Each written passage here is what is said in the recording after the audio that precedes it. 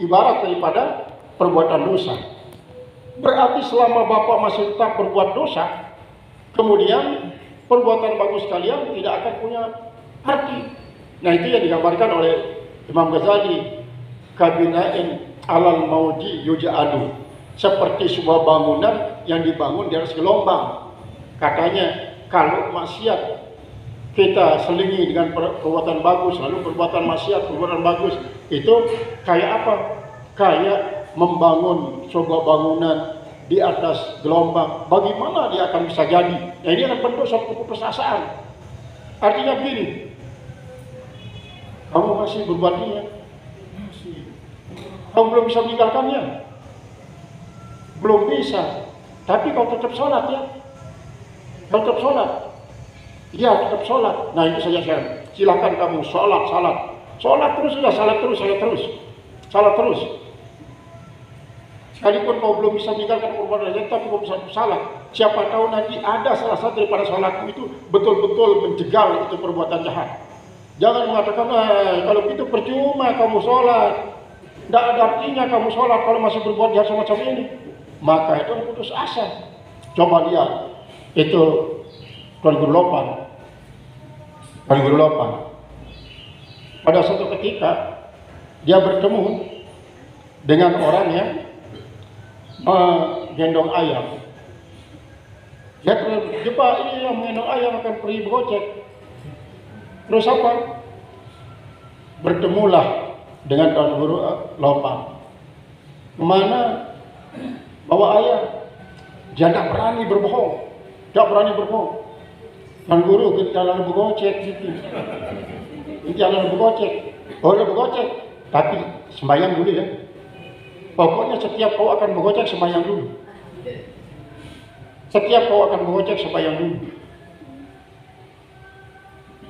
Akhirnya kan berpikir orang ini.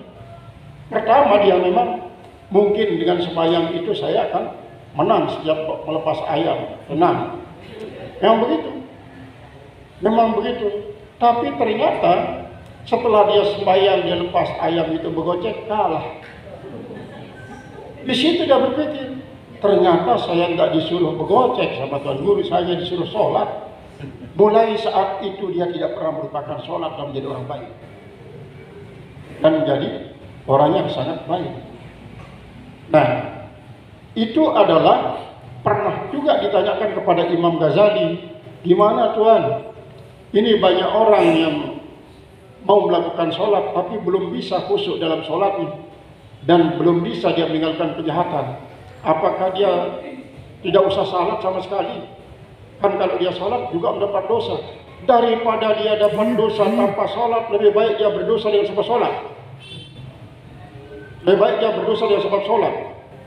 Karena nanti lama-lama dia akan berhenti melakukan perbuatan dosa dan sholatnya diterima oleh Allah Ta'ala. Daripada dia menjauh, tidak mau sholat, kan ini nanti itu namanya ngambulan kering pedah namanya ini.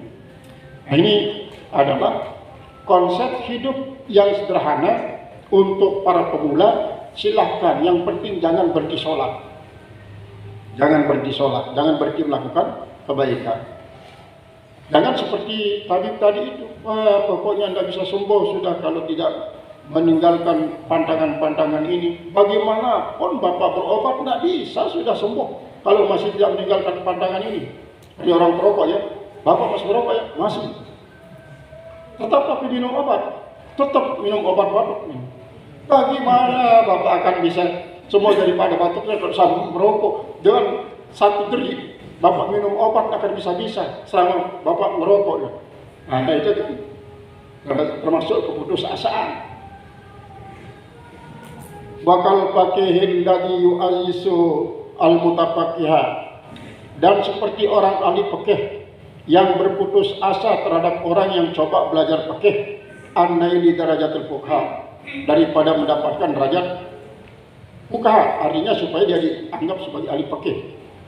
Dia yang mengajar itu justru dia berputus asa. Tidak bisa kamu jadi fuqaha kalau begini. Kenapa? Kamu malas belajar. Berapa sekarang kapal kitab ingin jadi fuqaha? Berapa kitab fikih yang mau hafal? Orang seperti kamu tidak bisa sih jadi ulama fikih.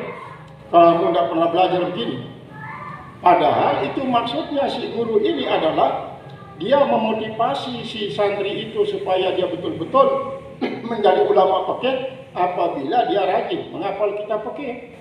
Tapi dia kelihatannya putus asa, lalu dia mengatakan seperti itu. Dia tidak mengatakan, yang penting jalani ya. Saya sudah tetap sekarang ini. Siapa tahu besok kamu dibukakan hijab oleh Allah, diberikan berkah oleh Allah, kamu menjadi orang yang istiqomah. Pokoknya jangan berputus asa. Kalau berputus asa itu sebuah kegagalan. Jadi kegagalan seorang itu adalah disebabkan oleh keputusasaan. Ketika dia mengatakan dia sampai sekian tahun saya menuntut ilmu tidak bisa-bisa seperti kata Ibnu Hajar al-Asqalani. Tapi setelah 20 tahun dia justru diajar oleh gesekan tali timba yang menggesek batu yang begitu besar. Lalu dia tahu ini batu besar ini sampai lekok begini tidak mungkin digesek 2 hari, 3 hari, setelah 2 tahun pasti puluhan tahun baru dia begini. Kemungkinan seperti begini saya katanya. Kata daripada Ibnu Hajar al-Asqalani. Akhirnya kembali dia dari sumur itu ke pondok lagi. Ditanya oleh, karena apa? Karena ini apa? Kiai juga tidak menghalangi dia. Ya, kalau memang mau pulang ya silakan pulang. Kalau memang kau takdirkan menjadi ulama, jadi kau ulama dan akhirnya betul diilhami dia melalui gesekan tali yang membuat itu lekuk batu yang itu besar. Dia mengatakan mungkin seperti ini otak saya. Akhirnya dia kembali ke pondok. Ketika ditanya, kenapa kembali nak? Saya ingin ngaji lagi Tuhan.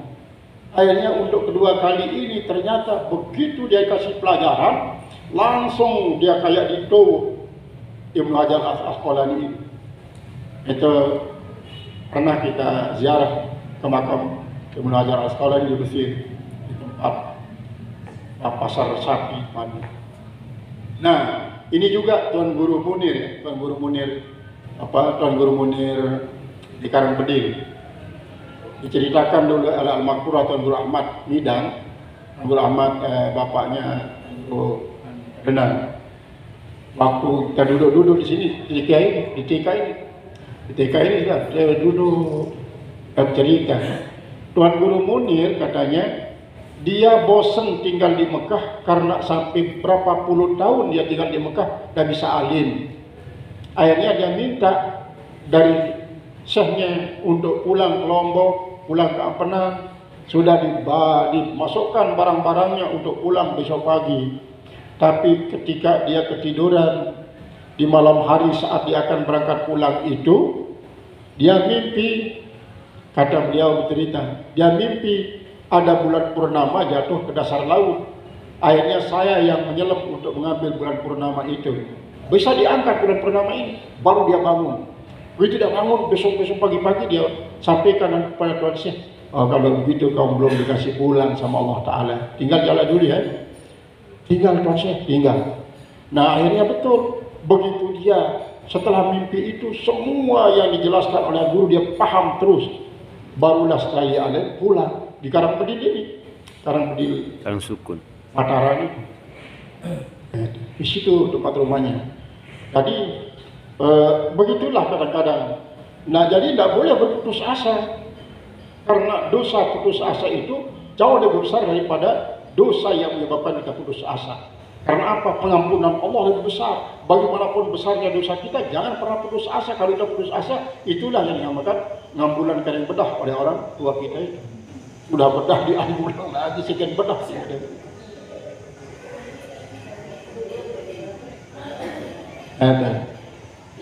Qala al-musannif rahimahullah ta'ala balil faqihu fid din. Apa? Wa dzalika bada yadullu ala nuqsani tabibi wal faqih. Dan yang demikian itu menunjukkan atas kurang rajaknya si tabib itu dan si ahli fikih, kurang raja, kurang harga.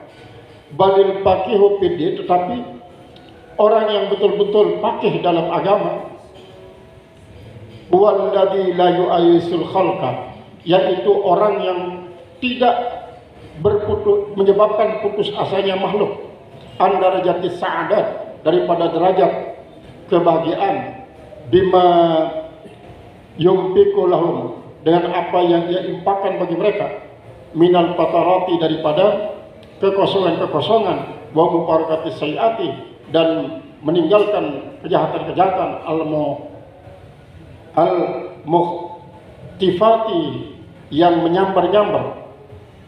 Qala Nabi sallallahu alaihi wasallam, telah bersabda Nabi sallallahu alaihi wasallam, kullu bani Adam khata'un, semua anak Nabi Adam itu, keturunan Nabi Adam itu manusia maksudnya, pasti bersalah.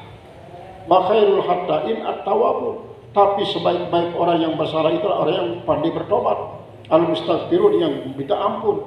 Wa qala ta'ala, dan telah berfirman Allah Subhanahu wa taala, ulaika yu'tuna ajrahum marratain, mereka itu, yaitu orang berdosa tapi bertobat, yu'tuna ajrahum marratain, diberikan pahala mereka 2 kali lipat. Kenapa? Bima sabaru, dengan sebab kesabaran mereka.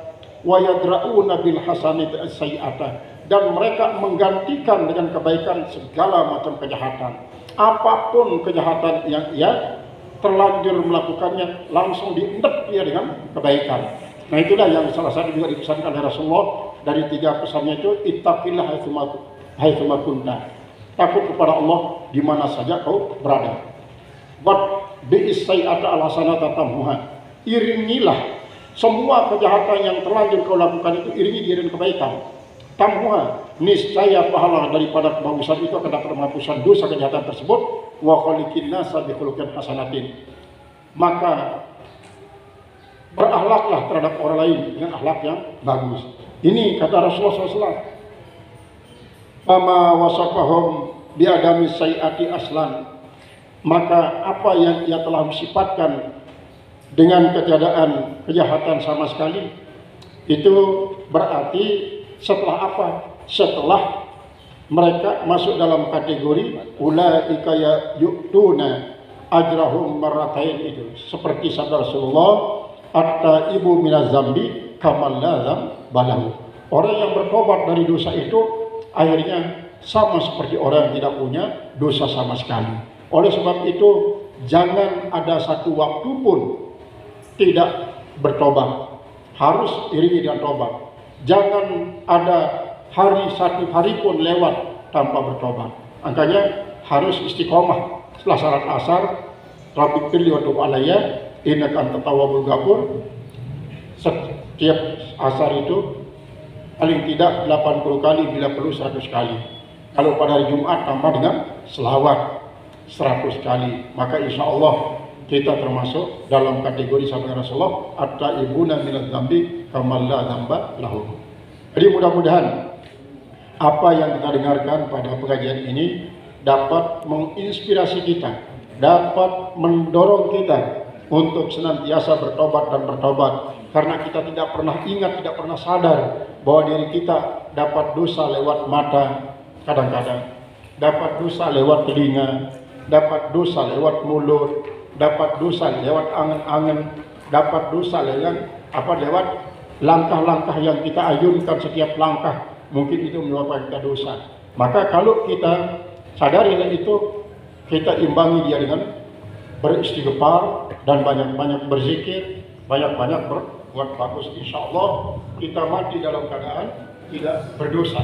Kalau kita mati dalam keadaan tidak berdosa, maka insya Allah mungkar nakir pun akan memberikan kita jawab pertanyaan dengan ramah, dan kita jawabnya pun dengan tenang, lisan yang fasih wa qadim saya.